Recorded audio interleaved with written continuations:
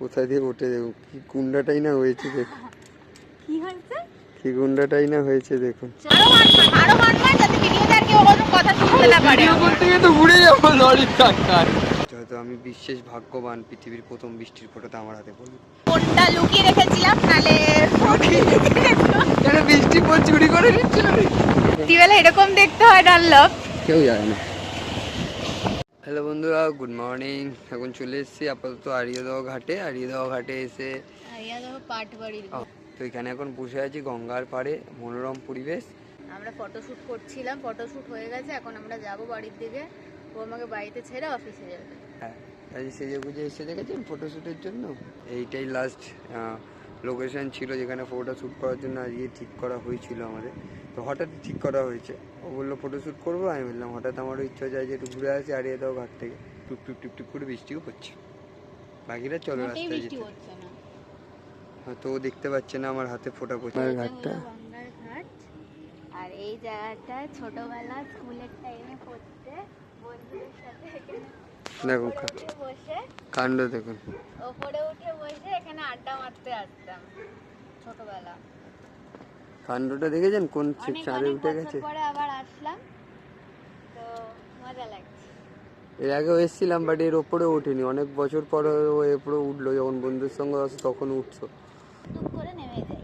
কোনটা আবার কি আছে, এটা ছোটবেলার থেকে আমার ওঠার এক্সপিরিয়েন্স আছে এখানে।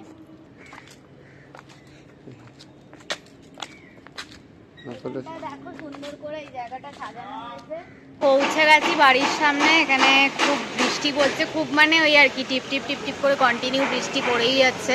ভিজতে ভিজতে এতটা রাস্তা আসলাম, তাই জন্য আর কোনো ব্লগ করিনি। আর বৃষ্টিতে তো জানোই যে কলকাতার রাস্তার কীরকম জ্যামের অবস্থা হয়, মানে খুবই খারাপ অবস্থা হয়। অ্যাকচুয়ালি আগের দিন আমরা তো জুডিওতে গেছিলাম, বাট কি কি শপিং করেছি সেটা তোমাদেরকে দেখানো হয়নি, তো সেটা একবার এখন দেখিয়ে দিই। জুডিওতে যাওয়ার আগে ডানলপে যে আমরা ওখানে ধোসা খেলাম, ওই ধোসার দোকানেই পাশে একটা দোকানে এরকম চুড়ি বিক্রি হচ্ছিল। তো আমার এরকম রেড কোনো চুড়ি ছিল না, তো আমি এই ভেলভেটের রেড মেটাল চুড়িটা কিনেছি, আর এটার প্রাইস নিয়েছে 100 রুপিস, 100 টাকা। আর একটা এরকম রিইউজেবল মেকআপ রিমুভার প্যাডস কিনেছি। এটার মধ্যে এরকম 4টে প্যাড আছে, যেটা আমি মেকআপ তোলার জন্য ইউজ করতে পারবো, তারপরে আবার ধুয়ে আবার এটাকে রিইউজ করতে পারবো।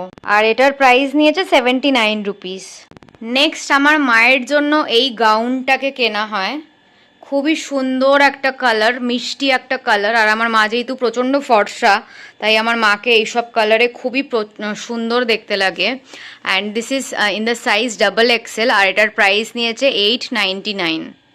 নেক্সট এই কুর্তিটা কেনা হয়েছে, এটাও খুবই সুন্দর আর সফিস্টিকেটেড কালার, আর দেখতেও খুব সুন্দর। এটা কোনো একটা নর্মাল অকেশনালি পরার কুর্তির জন্য এটাকে কেনা হয়েছে।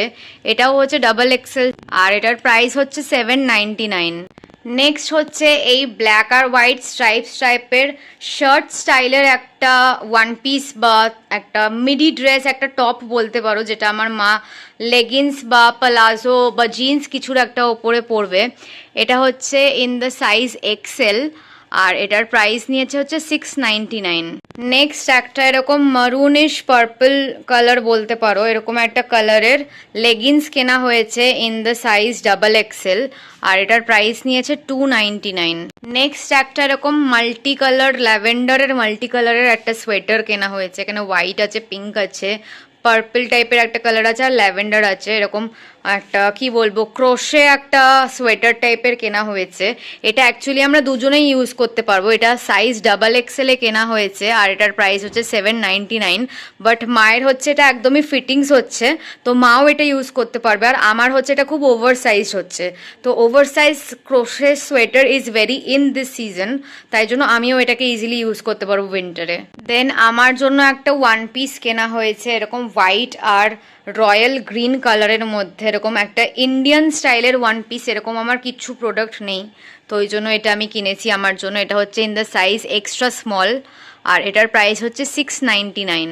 আর একটা জিনিস দেখাতে ভুলে গেছিলাম, আমার বাবার বার্থডেতে সেনকো গোল্ড থেকে বাবাকে এই পেনটা গিফট করেছে।